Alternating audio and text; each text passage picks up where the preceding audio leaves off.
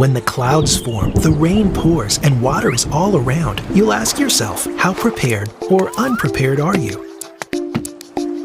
Did you raise your utilities, appliances and such? Install a sump pump. Clean the drains, just in case it decides to rain. Do you know your risks? Have you checked the local plans? You should cover your property with a flood insurance policy.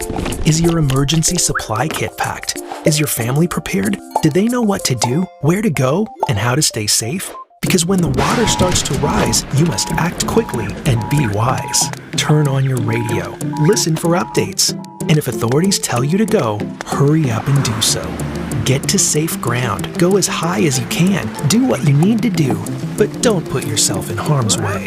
Just inches of water can sweep you away. Once the water is gone, move carefully.